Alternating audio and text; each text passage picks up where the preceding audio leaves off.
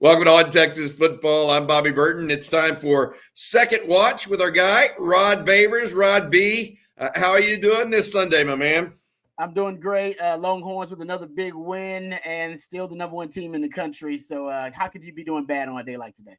I tell you what, a convincing win, 51-3. I know that ULM, and we talked about it all week, was not supposed to be formidable or a difficult team to dispatch with. But the Longhorns continue to score 50-plus points in 3 of their 4 contests so far. They are I don't want to say a well-oiled machine because you had a backup quarterback last night doing his thing.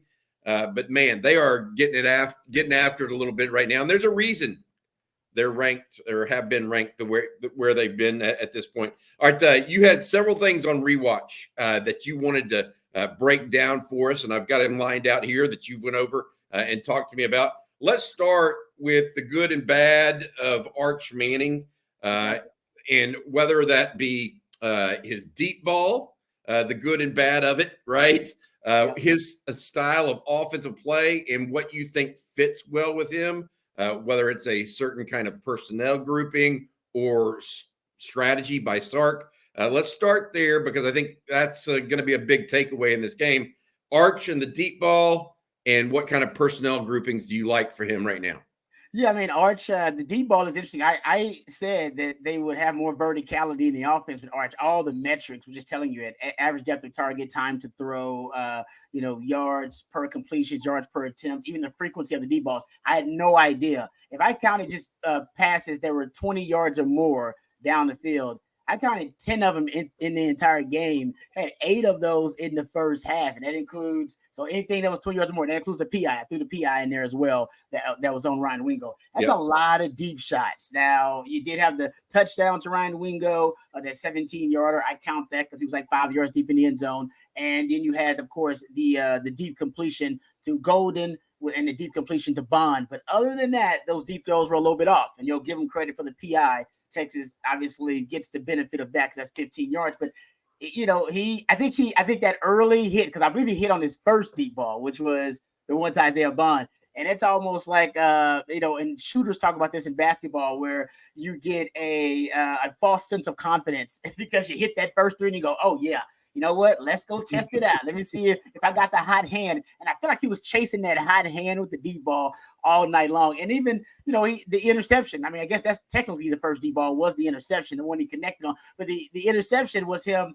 He was trying. He really wanted that throw. He really wanted that read. You could tell. He stared it down. And even after, being able to evade pressure, he still went back to it, even though Jaden Blue was wide open on the wheel route, which, by the way, they couldn't hit all night. They've missed probably 3 of those wheel routes where Jaden Blue probably could have went for a touchdown. Just couldn't get on the same page there. So I think that deep ball, even though I think he has naturally a better deep ball than Sark, and they talked about that on than Quinn, and Sark knows that they talked about that on the broadcast.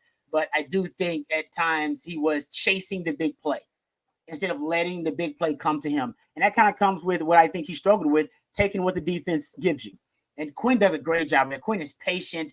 He's like a patient assassin. He just waits, takes everything you give him, and then as soon as the defense tries to force his hand, he recognizes the opening and then he exploits it. And I don't think you have that yet with Arch. Arch he was chasing that big play, it would seem, all night when there's no need to chase the big play. Sark's offense is engineered to create matchup advantages across the board. You're going to have them even sometimes on the check down and even sometimes on the underneath. So I think that's something he's got to learn, and that's why the completion percentage is really low. Think about it, guys. The completion percentage alone on deep balls and Jaden Blue, that's it. That's the reason your completion percentage is below 60%, because you missed on, I believe, 6 deep shots, and you missed Jaden Blue. He had 7 targets and you only hit him once, and that for a touchdown, but you were 1 of 7 targeting Jaden Blue. So they got to fix the Jaden Blue Arch chemistry, whatever that is. Jaden Blue had a drop there too. And then that was the ricochet off his hands that ended up being interception. So they're just not right now on the same page. And I think that's part of just him being in rhythm in the offense. And that's going to be on Sark to get him in a rhythm early. And I think it's tougher to get him in a rhythm early than Quinn, because Quinn likes to operate within the structure of the offense. That's pretty clear. That's why he gets rid of the ball quickly, and he likes to operate on time, on schedule. Something about Arch likes to dabble outside the lines a little bit. He likes to color outside the lines, and I don't think Sark wants to curtail that. So I think that's why I started let him just, hey man, just throw the deep ball. If you're feeling it, we'll coach that up in the film room. I don't think you want to coach that up on the field, but I think they'll coach it up in the film room. And the coaching point will be, let's take what the defense is giving us. They will give you an opportunity for that shot play when we have the one-on-one. But right now, if they're giving you the underneath, they're giving you the check down, 7-8 yards, take it all day, every day, and twice on Sunday. And I'm sure his uncles are pretty much going to have the same critique. Just take what they give you, man. And so he basically worked a little harder than he needed to in the game. I love it because this is you mentioned, hey, let's do the work in the film room afterwards. You have that luxury when it's 51-3. Exactly. If this was a tight game and he goes in and he's playing against Oklahoma, you don't necessarily have that luxury, right? You have to get this stuff coached out of him first. And that's one of the reasons why when Jerry Hamilton was talking last week about Quinn's injury, in some ways, Quinn's injury, as long as he's getting back in time on us, was a little bit of a blessing in disguise, because you have an opportunity now to introduce some of those ideas to Arch in a more realistic fashion. Hey, this is what happened during a game, and this is what you did. This is what you saw. So that's good. I understand the deep ball. What about the personnel groupings? You wanted to just talk about what Arch's personnel groupings he seemed to do best with. Yeah, I'm not sure if it's matchup specific or if it's just something that trends with Arch, but 12 personnel, 1 back, 2 tight ends, and it's Gunnar Helm and Juan Davis. You didn't see much of Amari Knobloch to the end of the game. But with those two guys, they ran a lot. Matter of fact, how about this? Every touchdown they had in the game was out of 12 personnel. Every touchdown. They just go to touchdown to any other personnel grouping. And if you go look at, I believe since Arch has been the starting quarterback, going back to when he came in UTSA game, I believe there have been 12. He has scored 12 offensive. There have been 12 offensive touchdowns with him in there. And if I'm not mistaken, he's 9 of those, including 7 in this game. 9 of those are in 12 personnel. So that's intriguing. That's a trend to watch. If maybe it gives him more maybe it insulates him in pass protection.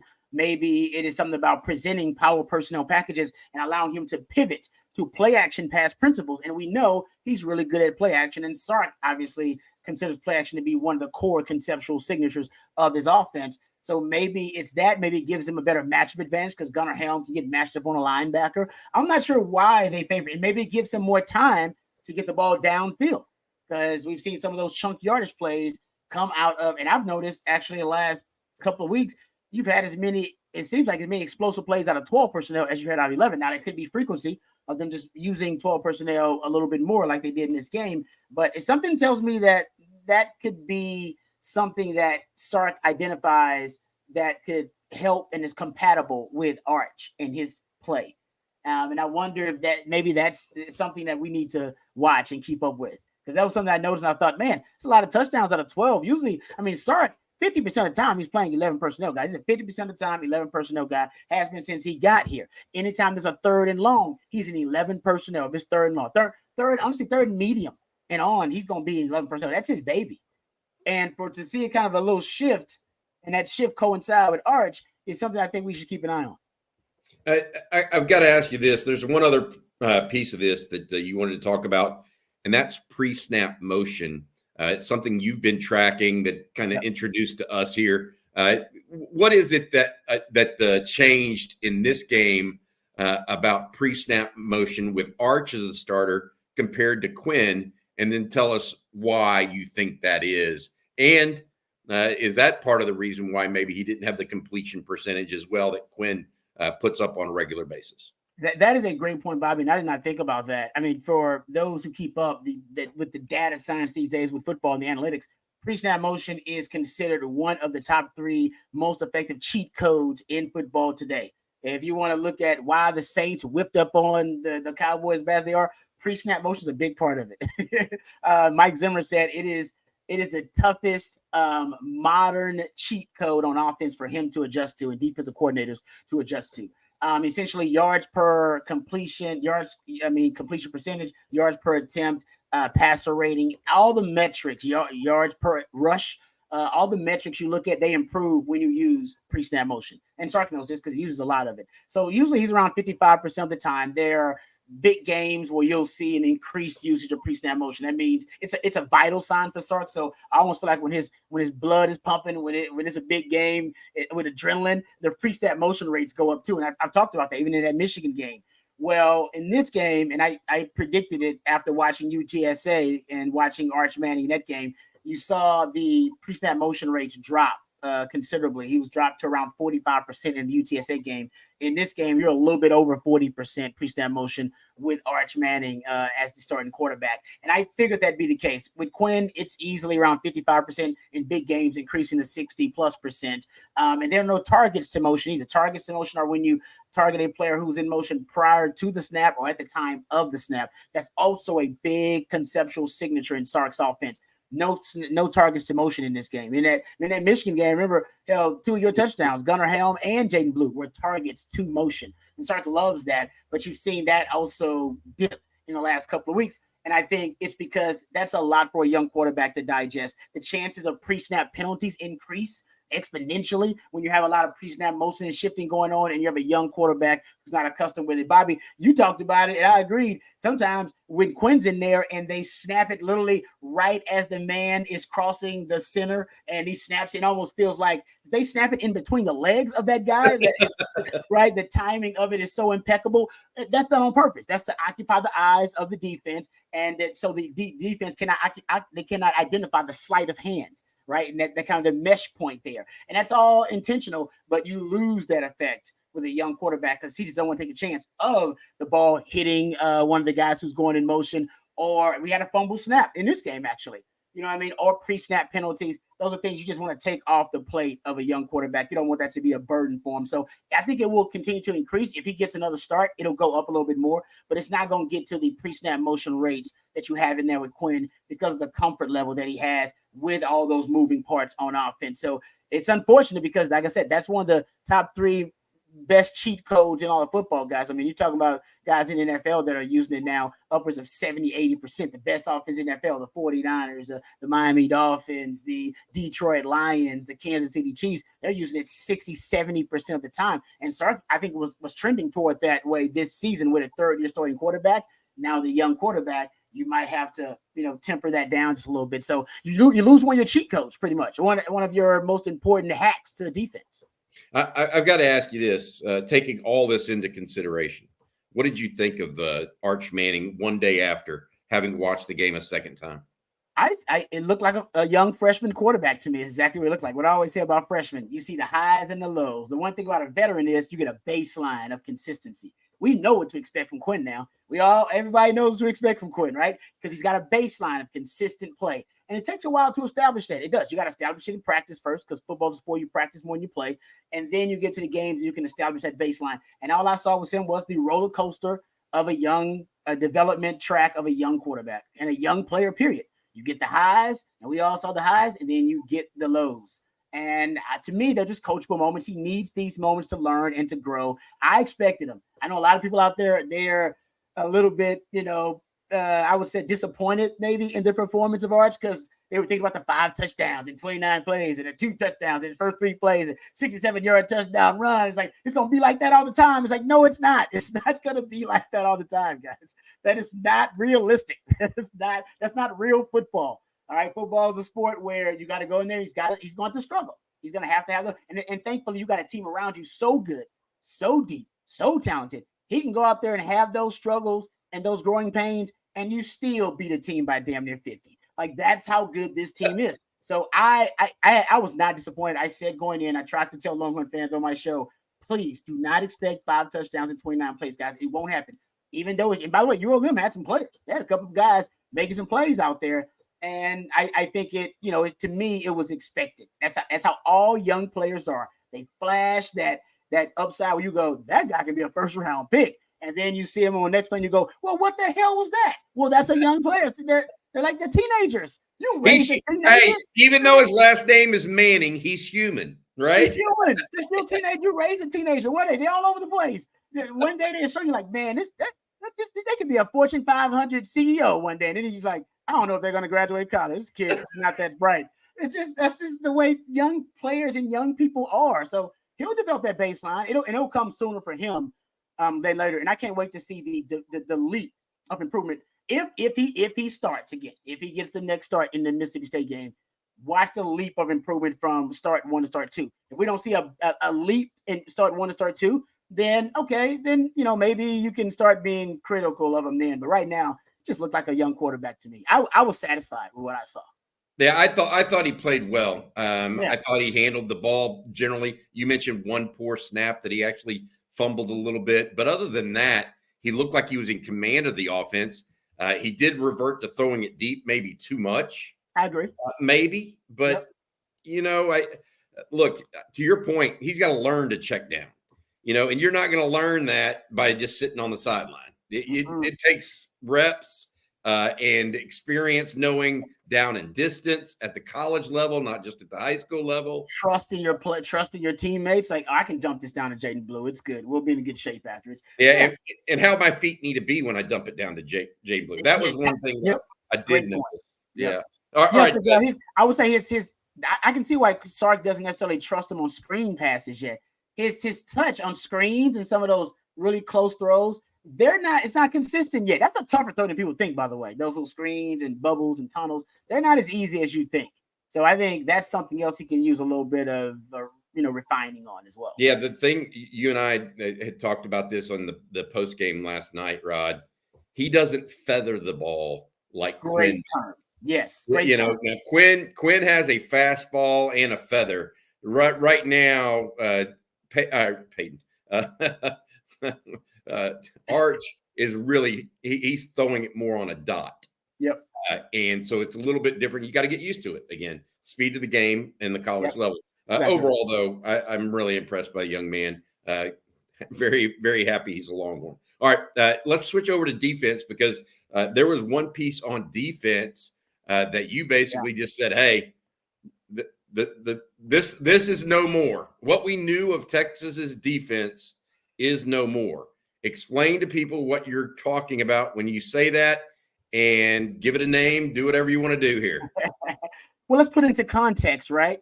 Mel Kiper recently had a hot take that set the football world afire. I don't know if you heard this or not. There's so much too high safeties being deployed in the NFL. And because of it, all the passing numbers are down, passing efficiency numbers are down, passing touchdowns are down, your explosive plays via the passing game are down. And to the point where he believes it's having such a negative effect on football that he said they should basically ban the too high safeties.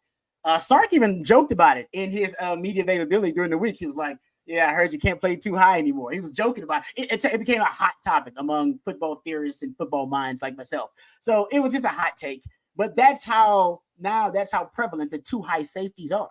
Right? They're playing it more than ever in the NFL. Two deep safeties, forcing offenses to have to march the length of the field. We just talked about Arch Manning, right? And him not having patience to take what the defense is giving you.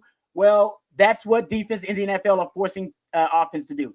Take what we're going to offer you, the underneath. We're going to give you a light box. You take it because we're not going to give you the deep plays and we're not going to give you the vertical shots downfield.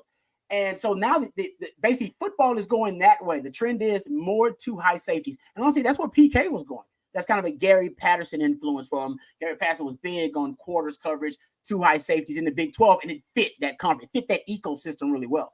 I'm not sure if it fits the ecosystem of the SEC as well. All right, because you got a lot of power running game. So Texas, and this is the Johnny Nansen influence on the creative collaboration between him and PK. At Arizona, nobody in the Power 5 played more single high safety.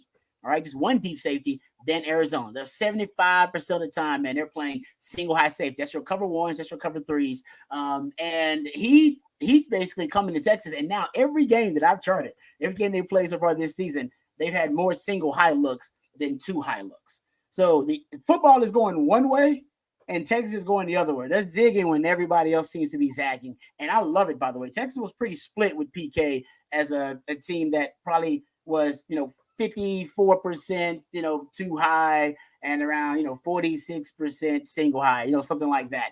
Now we're seeing Europe overwhelmingly, predominantly a single high defense. You've shifted philosophies. And that's it. And the thing that's interesting to me is, and you still play some too high. You still are a little bit balanced. Hell, you can play three high now, as we've talked about. But I think now what I'm seeing is more single high, so you can put another guy in the box, allows you to be more creative with that extra guy in the box to stop the run game. And it also allows you to be, I think, to have more versatile looks in terms of man coverage looks that you want to play. In Texas, they play some more man coverage versus ULM. Remember, Malik Muhammad was traveling a couple of times. So they're playing. I think they want to start playing a little bit more man-to-man situationally. So I just think it's part of the Johnny Nansen influence, and I just love that PK. He allows himself to evolve since he's been at Texas. I've seen him evolve as a play caller since what I used to study of him at Washington, with the Garrett Patterson influence, and now with the influence of the creative collaboration with him and Johnny Nansen. So Texas is a single high, pretty much defense most of the time now.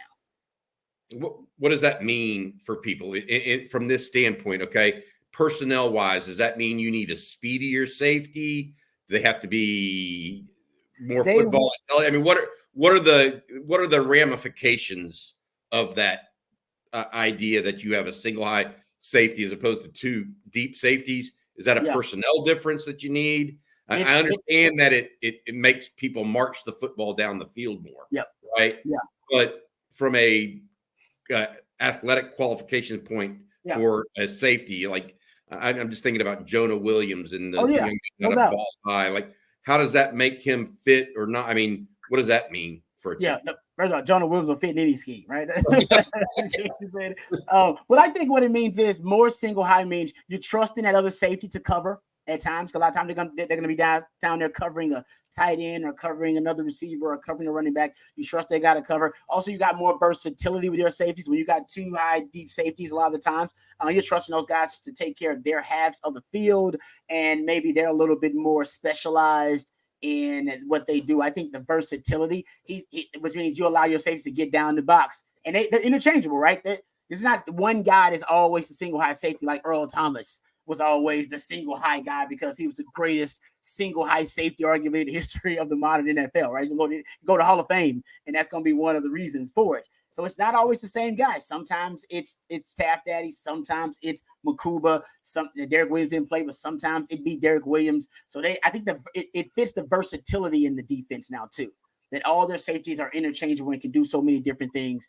You're not just specialized guys who can play too high. Now, I'm not saying they don't play too high at all. Right? So people know they still play a lot of too high. I think you play more single high, and then you play more too high, and then I think they sprinkle in some three high, usually against third and long. But when the thing about having a safety who has you're going to play a lot of too high or too deep, you need safeties that can run the alley from depth, and they actually have that now. Run the alley meaning get the right angle to the football in the run game, and then being able to shut down that running back who is whatever gap he is trying to exploit, whatever gap that he's running through. Usually it's a CRD gap. You're talking about a safety on the outside. You close down those gaps on the line of scrimmage, and then you're looking at a CRD gap where you got to fill the alley as a safety, and you want safeties that can be able to do that. I think they have safeties against Michigan. We saw a lot of that from Texas. So they have safeties that are versatile to do both. I just think Johnny Nansen and PK believe going forward, it's more effective for them and fits their personality and their identity as defense to be in single high because you can be more aggressive. You're more aggressive. You're either blitzing with that extra man, putting that extra man in the box. You're forcing the issue if you're going a lot more single high. If you're going with too high, like I said, you're being less aggressive and you're putting an umbrella over the defense and saying, hey, you can have underneath and you can have the run game. We'll give it to you. Texas ain't giving you a damn thing. And that's what single high is about. I ain't giving you nothing. You have to work for it. And I think that's where, and we'll see if teams can punish them for that. We just having one single safety. Right now, it does not happen.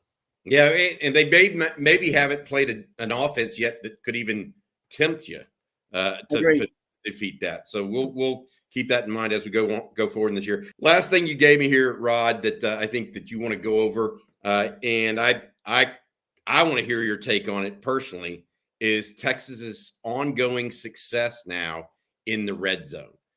7 for 7 last night for touchdowns.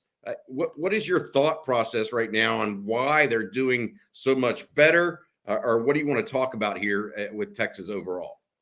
I just want to actually just recognize how awesome, how amazing it is, right? They've had 23 opportunities in the red zone, scored touchdowns on 21 of those opportunities. One, and I think they had a fumble I believe, by Gibson in the red zone, and then Yeah. I guess there was a field goal was the other one in the red zone.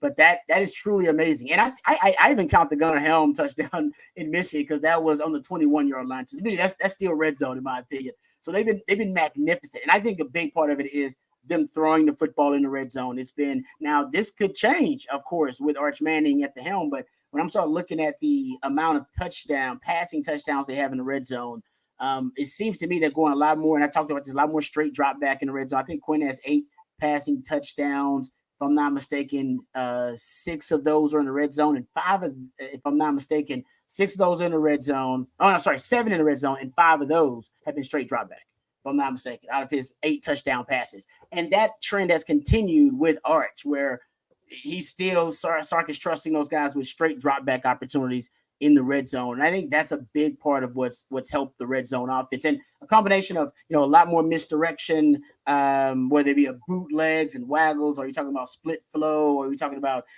switch releases and, switch routes by receivers.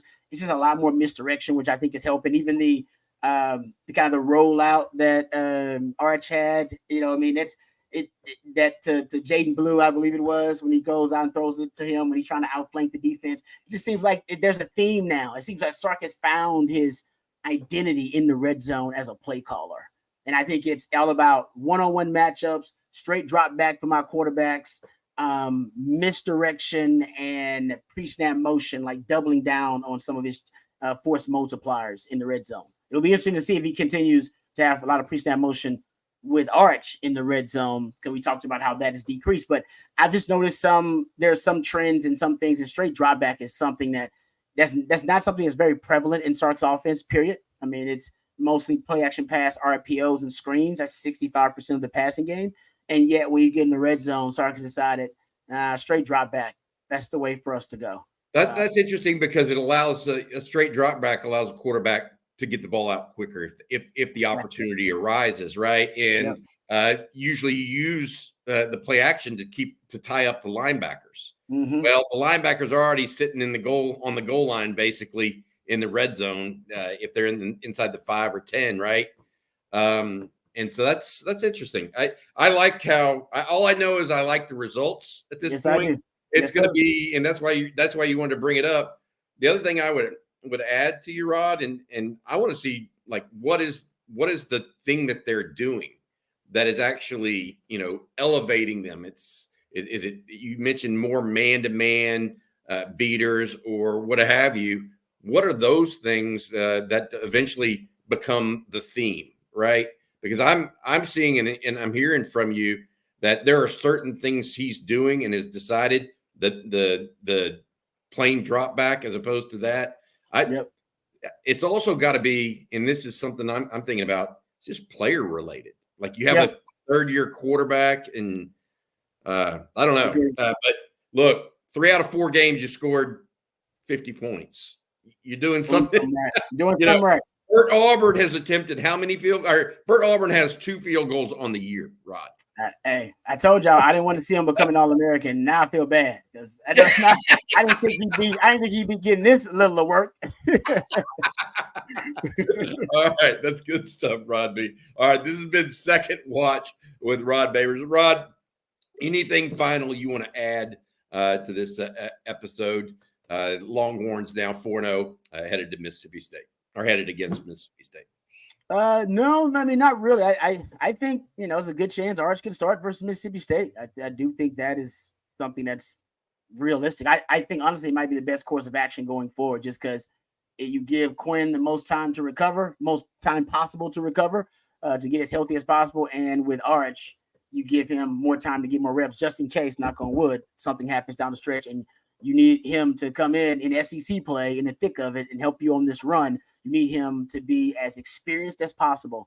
And that's more than just that one start I think he needs under his belt. So that's how I feel about it. I think I might be leaning toward Arch starting versus Mississippi State. Just to get that 1 more week of progression. One more week of progression. And give Quinn 1 more week, man. Because he's Quinn. Quinn, we need Quinn to win the national title. I think you may be able to do it with Arch, but you need Quinn to do it. And you need him healthy to do it. Yeah.